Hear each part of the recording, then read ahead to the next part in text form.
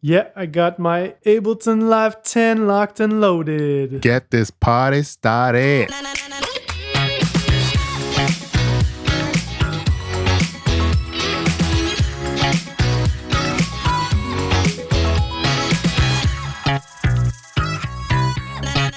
Ladies and gentlemen, welcome back to your Bedroom Super Producer Podcast. We are your hosts. My name is JT. I'm BK. And in this podcast, we strive to inspire, teach, learn, and everything in between. And today we have certainly a very, very big subject for y'all. He is considered maybe the grandfather of all of your EDM favorite superstars. He's the guy who's done it all before anybody did anything. And he's quite the character. Would you agree, BK? I do agree. So who are we covering this week, JT? So this week we are covering the legend, the myth, the internet sensation that goes by many names, the most notorious of which is Aphex Twin. Oh yes, Mr. Richard David James, also known as RDJ. Well, like you said, an incredible electronic artist, a unique creator, the span of work over almost 3 decades. I don't even know how to qualify his work. It's ambient, it's experimental, it's glitch, it's techno, it's acid, it's drum and bass, it's house. It's like all those names are pretty well suited to him. Born in England, Ireland, 1971, then moved to Cornwall. I think he says that he was so bored in Cornwall that decided to make music with his friends because they weren't getting the normal musical coverage in that part of the country. So they decided to make that music themselves. He was always interested in the electronics, as most of the pioneers from that era, and also the link from electronics to music. What can we say more? The author of more than 10 albums, 40 EPs. I think he's one of the most prolific artists that I know. Not only known as Aphex Twin, known as also, I think, Polygon Window, Caustic Window, Power Pill, AFX, Bradley Strider, like many pseudonyms. And like I said, multitude of releases, and quite a special character. How did you first hear of Mr. James? Like what project or music video did you see first? Like, how did he get on your radar? Well, like we were talking off air, I got into Warp Records pretty early when I had my band playing music and everything, and then I started to get into electronic music. And in the midst of the Chemical Brothers and all those guys, I also got into Warp Records artists such as Square Pusher, and Aphex Twin was one of those artists back in, let's say, early 2000s. And that's pretty much how I got into it. I was really interested in selected ambient works, 1985 to 92. That was my album. What about yourself? When researching the podcast, I started to watch some of his music videos, and I saw the Come to Daddy one. And I don't know if you remember, but back in those days, there was kind of a controversy maybe surrounding that video airing during the main hours. And I think that Music Plus, our MTV here in Quebec, Canada, they had to play it during the night because of the graphic violence, or maybe it's not that violent, but if I remember correctly, Music Plus played it at midnight, and they really hyped it up during the whole day. They said, we're going to show you the craziest video, so stay tuned until midnight, blah, blah. And I did. And I was so disturbed. I was like, what the hell is this? I think that the Come to Daddy EP back in 97, and also you could put the Window Liquor also EP in there. I think those 2 EPs were kind of the there were EPs that had some kind of commercial success that he slowly was starting to get on the map of like being quotes popular.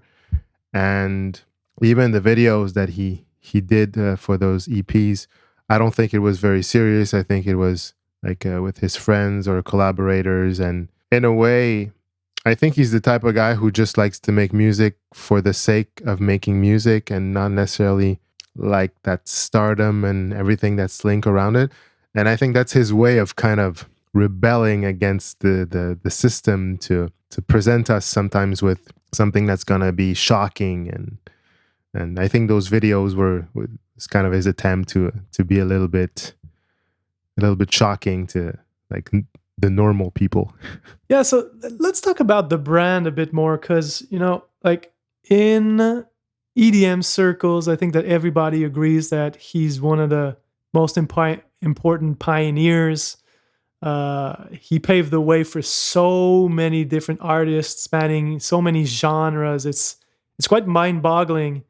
And as you said, he was really like private about who he really was as a person, which I really respect and even admire.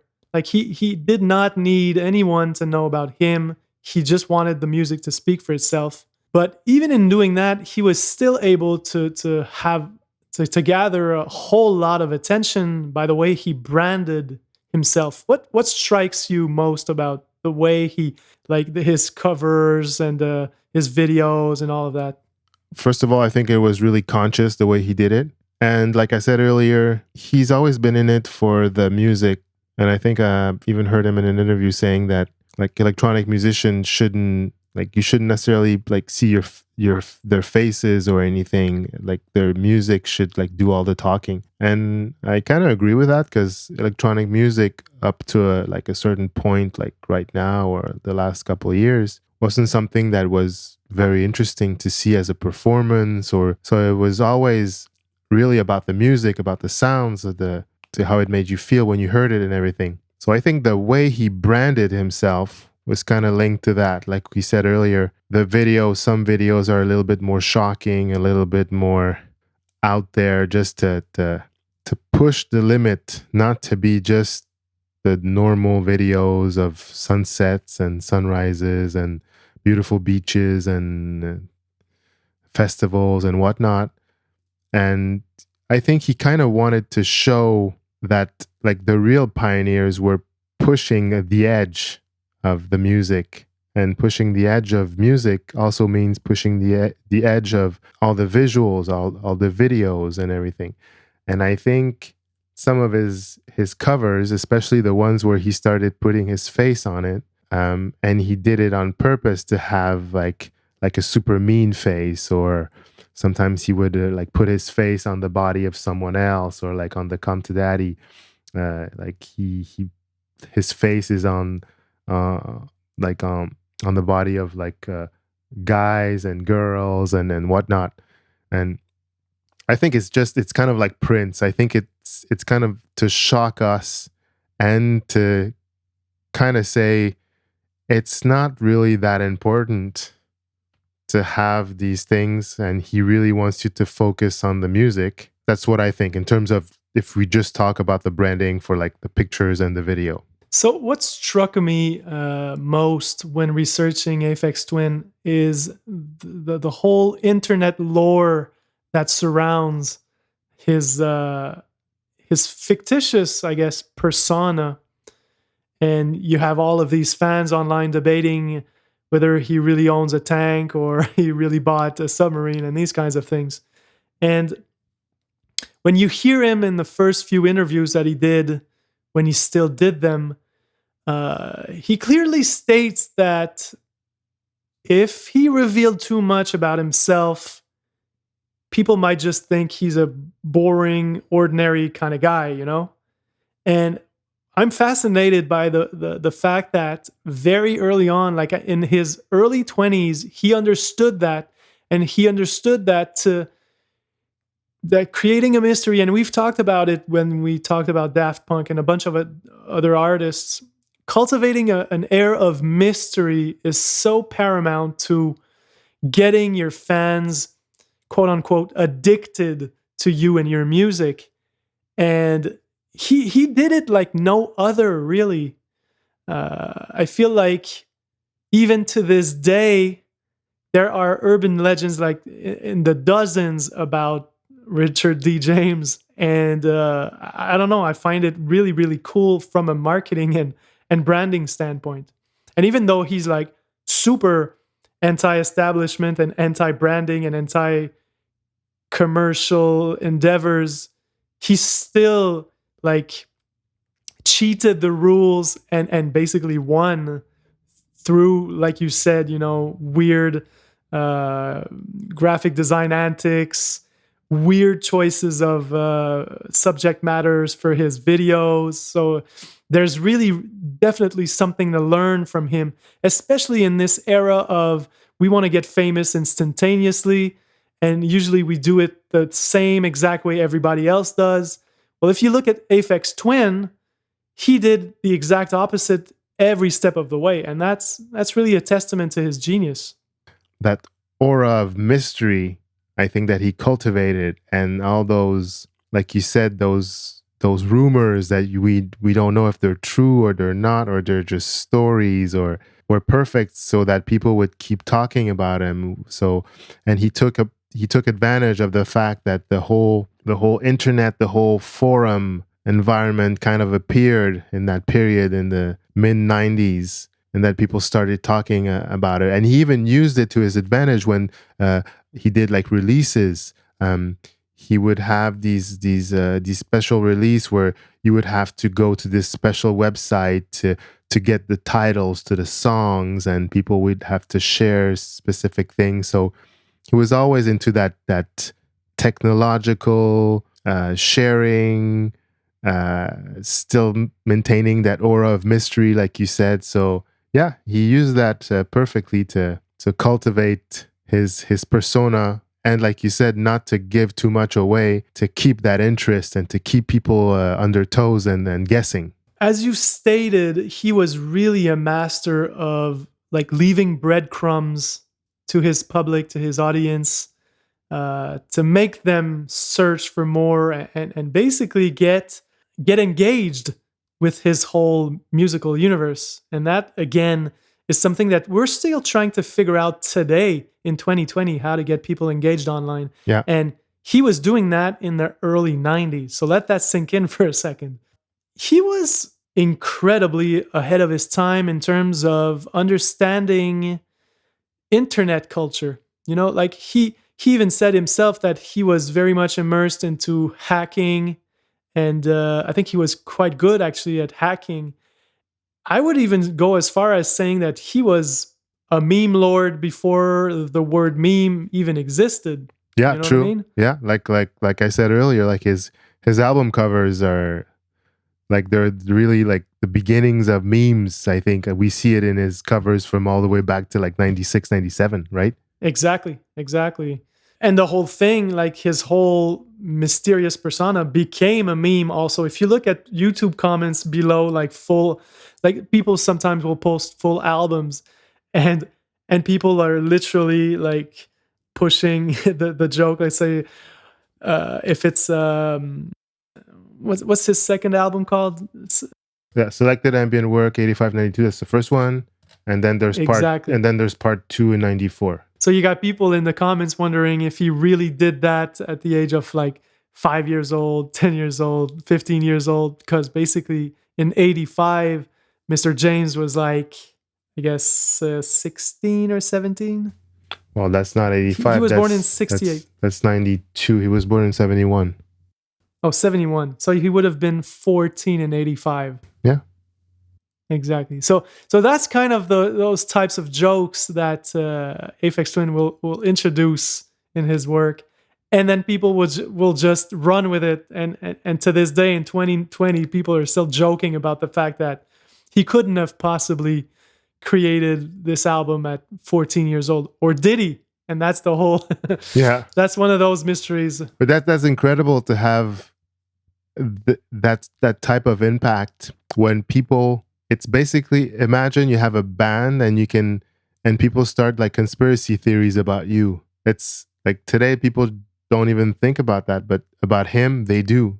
They ask, it was he a 1 year old when he did it? Was so just to have that level of passion from the fans or from exterior people, it shows you that, like you said, on the marketing wise, he did something right. Absolutely. And even, you know, we talked about Eamon Tobin last episode, I believe. I'm getting all confused. We have so many now. But for a guy that released like 2 albums in the past 20 years, he's still like 4 times more popular, um, according to Spotify at least, which I found really, really surprising.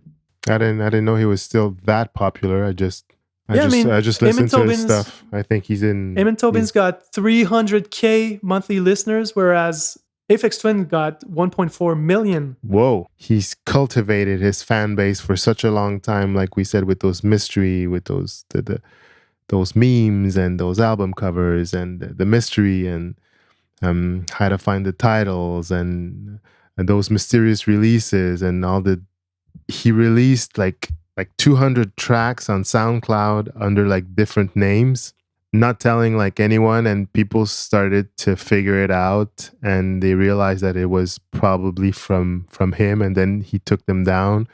I don't know, he has this like you said, this mystique and this mysterious aspect to his career, his personality, his music, that I think once you're a fan like forever. You're not gonna say, "Oh, I don't like it anymore," or you're always interested to know what's what's gonna come next, and you're never, kind of like we said with Eamon Tobin.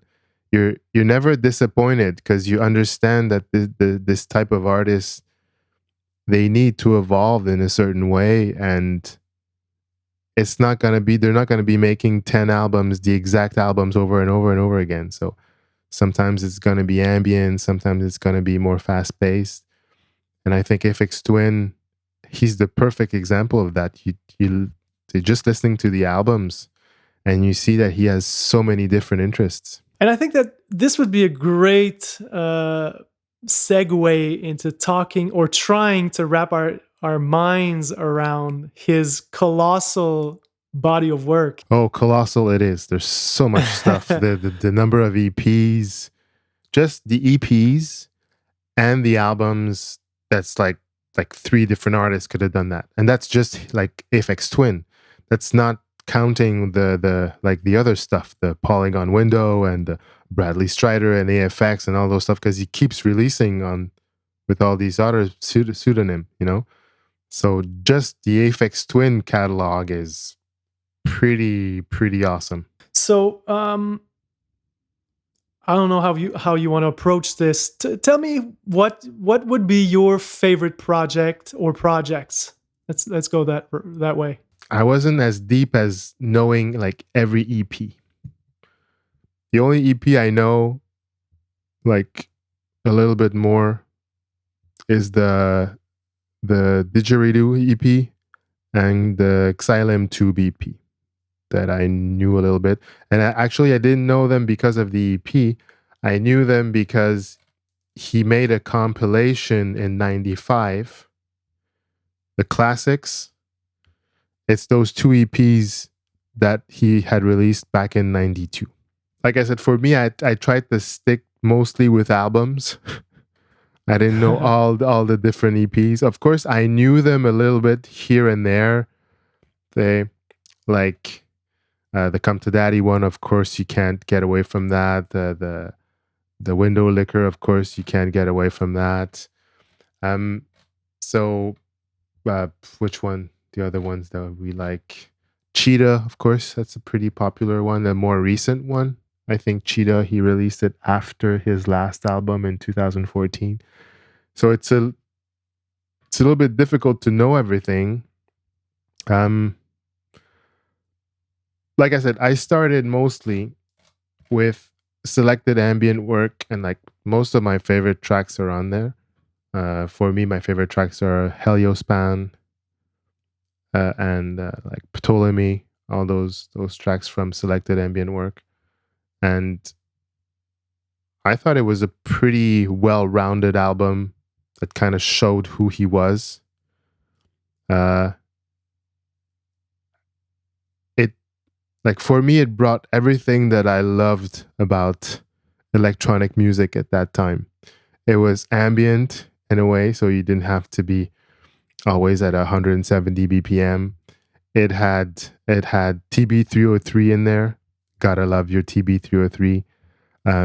There was those acid techno drums from the 808, the 909s that I love. Evolving tracks, shifting to something more complex, to something more ambient. That's what I loved about the whole Aphex Twin, like the aura of that album. What about you? What was the track that you knew of Aphex Twin that you knew it was him, or you didn't know it was him, and then you realized later that it was him? Yeah, okay. So that's one I can absolutely answer. I would have to say his piano track, Avril 14th. That's on which L- album? So that's off of the Drux album. Okay, that's like a recent, like 2000, like Yeah, 2001 or something. 2000, yeah, 2001. Yeah. Okay. exactly. Yeah. And honestly, I've heard that this album was destroyed by the critics Hmm. when he put it out, and quite frankly, it's got so many gems on there. It's a double album. Hmm. It's really really deep. It kind of encompasses all of his different musical um, um, how can I say it? His c'est quoi expérience? Comme une expérience Uh, scientifique. experience, Yeah, like life experience, scientific experiences, I guess. What I'm experiment. trying to say, yeah, experiments. Sorry. So it encompasses all of his musical experiments of the past. Like you said, drum and bass, acid house. Then you've got the ambient, and then you've got, like I said, the piano tracks, which are unbelievably beautiful. Um, I guess he pioneered that oddly recorded piano sound as well, and certain tracks you even got like that toy piano-ish sound. I don't know what he put on the strings or the hammers, but it sounds a little bit off key, a little bit broken, and yet it conveys such emotion that I really really love it. And so Drux for me is really awesome. I don't know why people hated it so much back then, but it's great. And then Gak was also a project that I found really, really interesting because you got like the 303 and 606 combo, but the machines themselves are like super overdriven. The sound is incredibly raw. The musical ideas themselves are extremely odd and powerful and raw all at the same time. And I thought that he really created something unique with that little project.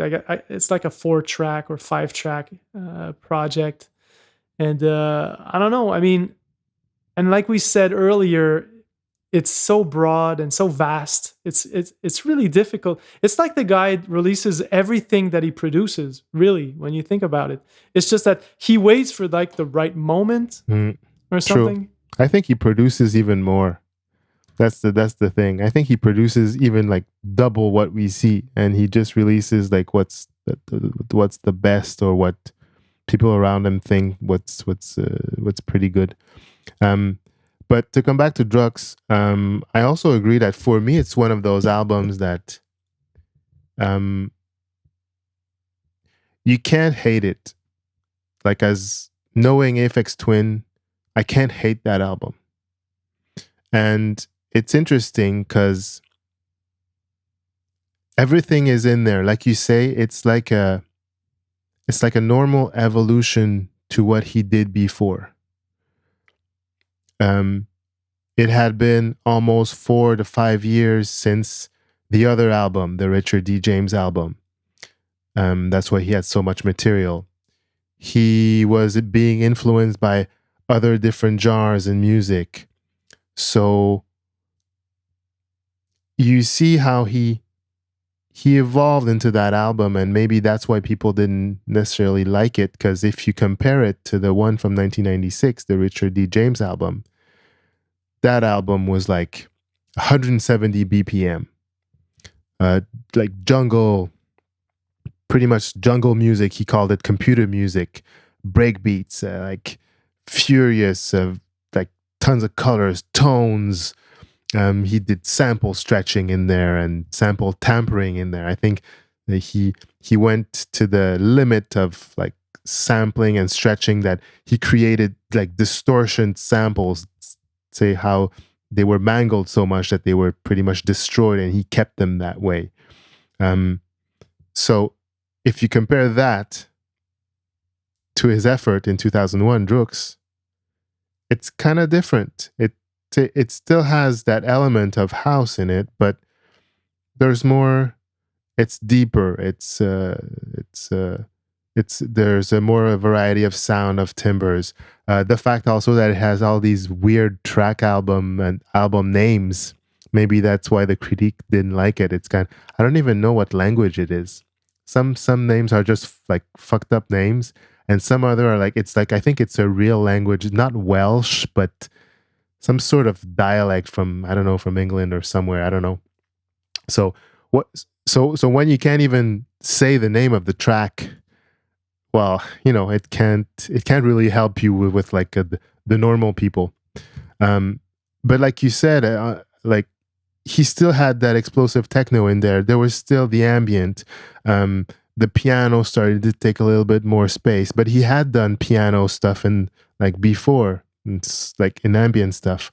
But like you said, the cool thing about that album is that you saw how he was being influenced by those like avant-garde music, like more contemporary classical stuff, like the John Cage stuff and the Philip Glass stuff. Those weird like piano whatever, and these guys, they used something that we called prepared piano. And you know what prepared piano is? Well, refresh my memory. I think I have an idea, Like but prepared piano is pretty much, you take a normal piano and you use like different artifacts to change the tone and to change the timbre. Like you're gonna put like plastic bits or wooden like sticks and stuff between the strings. You're gonna detune it in a certain way, and so that's how he was getting those detuning weird kind of tones, and those like kiddie piano, like low quality stuff. So, and that was something that was developed by John Cage and Philip Glass and all those, and he was very influenced by these guys, and that's why he incorporated that um, in his new album. So, like you said, it's funny that people didn't like it, but they didn't like it because they were comparing it to the one album before, and you can't compare work like that with the type of artist like that. You just have to take it as it is, and to understand that an artist is an artist. He does what he does. It's not like this perfect formula so that everyone's ear is gonna love everything, and everything is gonna taste exactly the same, and everything is gonna be wonderful. And so for me, it's one of his best albums. And I think personally, as a guy who listens to music, I like it when artists do um, different albums, sometimes that are really like apart from it, as long as they keep some elements that I can kind of remind you of who they were or what they've done, or sometimes when they want to foreshadow something. He does that also with his EPs. I don't know if you noticed that. If you listen to sometimes the EPs that come before an album, you kind of hear what's going to be on the album. And you're like, oh, he was experimenting with these types of sound on that EP. And it then he everything came together on the album. yeah, that makes sense. And so, what gear do you know he used in his past works? Um, I think he's been working like we said at the beginning for the past 30 years on this music thing. So I think he pretty much went through like everything that the usual um, home based uh, home based musician slash home studio musician is going to be working with. I was looking at some pictures and of like old pictures from like the 97, 98, and like that time period. um I saw like all those drum machines that we were talking about, the 808, the 909. I saw the MPC 60 at some point. um I think he was even using like an old Atari, those old Atari 1040s, whatever, those first sequencers, like before we had Logic and everything. So um, I I tend to respect a lot of these guys that were like before the main computer revolution, because it was so much more of a hassle and so much more like of a pain technically and money wise to have those machines and to get them working together, that like you see an old live show like a Square Pusher show or an old Aphex Twin show, and they had the sampler with their mixer board and the effects, and they were like doing everything live, and like maybe with an ADAT and like shooting the different tracks and applying effects on them.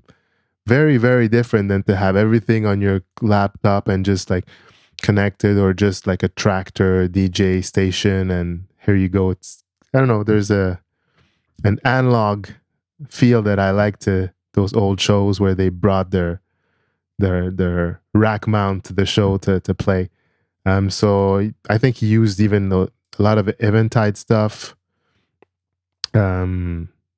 H3 3000, DSP 4000, H8000.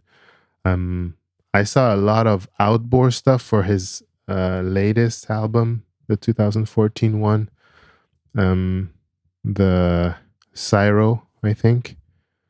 Lots of API Outboard, lots of API channels, Chandler, compressor effects,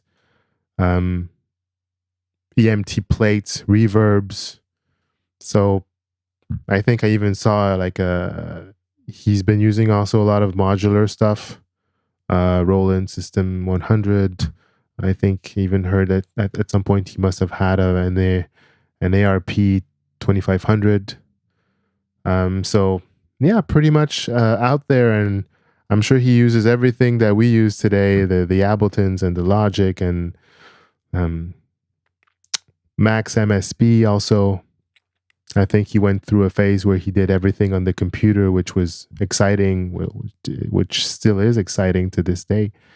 So I think a real bedroom producer geek, if you ask me.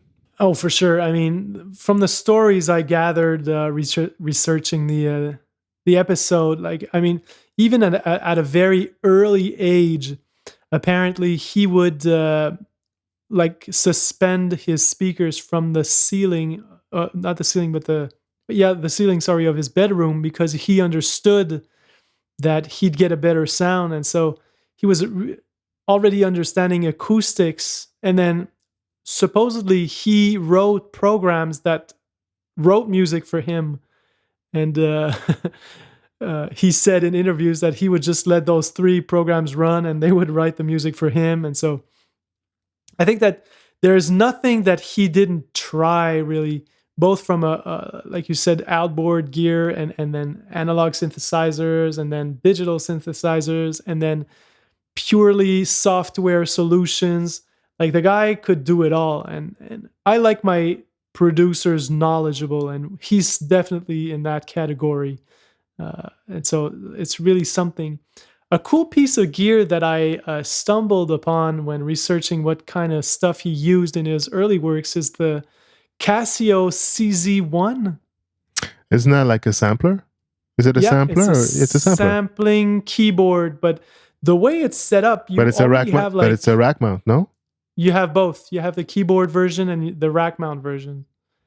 And it's really interesting because, we usually tend to either divide the gear into synthesizer or sampler. But in this case, it came with its own sampled waveforms. And then you could even draw step by step unique wave shapes into that thing. So imagine like early 90s, and you could actually basically draw your own Kind of like wave shape. a Fairlight. I guess you could say it was a layman's Fairlight in some regards. Yeah. Pretty incredible. Yeah, it must have been pretty expensive. The Casio, it looked pretty sturdy, so I would imagine it had to go for a few $1,000s. Well, I think it's not the Casios more we think of today. That's for sure. Yeah, sure. But so I mean, the guy literally also gutted his synthesizers. I was reading an interview with another composer / producer who worked with him, and he said that I don't know if it was the 303 or maybe a Roland drum machine, but basically he took the hood off of it and he increased the range on the oscillators. Let's say they stopped at 40. He made it so it could go all the way down to 20 hertz and go all the way up to like 27,000 hertz or something. So even as a kid, he knew that these things could be pushed and could be adapted to his needs. And obviously he understood low frequencies and bass better than anyone, apparently. So maybe some of that is also part of the lore or myth surrounding Aphex Twin. But if he did that, I mean, you can only respect the guy, because I wouldn't even know where to start when opening up one of my analog synthesizers. Honestly, I'm sure he did, because like I said at the beginning of the podcast, he, before being interested in music, he was interested in electronics, right? I think so, yeah. I think he even studied... and he almost went to school in London at Kingston University to study like engineering and electronics, but then dropped out because he just wanted to make music. But I think actually that the way his whole adventure started is that he bought like what was it, a ZX Spectrum, like one of those. It's not a sampler, but it's kind of a small computer, I think, kind of like those Commodore 64, I think. And that's the way he started. I saw some shows where he has this really old school looking computer and he's fiddling away on it. That wasn't something, I think, that was made for music. So I think he had to program in the ZX Spectrum himself, like the sequencer, how the sequencer would run and how it would process sound or anything. So and that's like maybe when he was maybe 13, 14, 15, something like that. So if that's how he started, I'm totally confident that the stories about him modifying the range of an oscillator 10 years later, that's for me, that's not even a question. I'm sure he could have done that. Well, if he did at a very early age, and that again just tells you just how special this guy is. Yeah, pre-internet.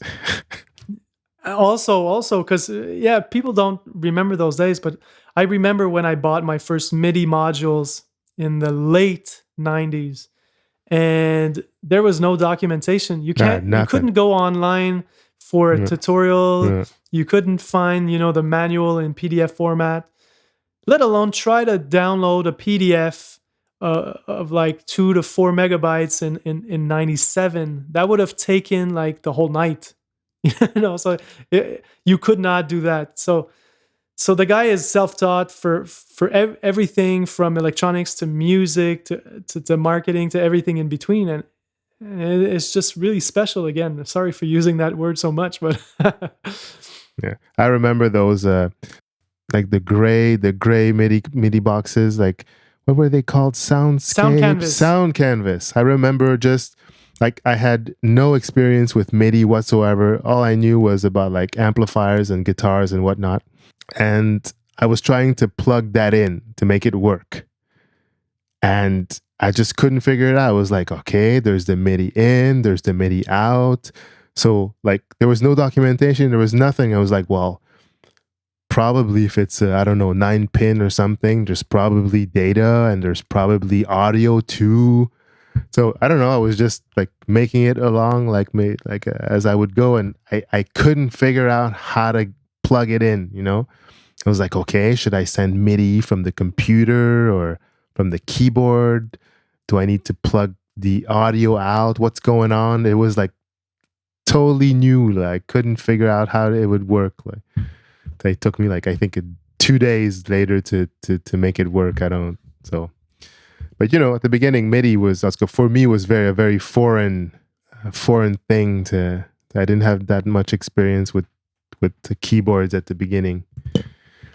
So I was gonna say the fun starts when you add a drum machine in there and you have to send different program changes oh my from god, your the DAW sysx to, and shit. to Oh yeah. each individual machine.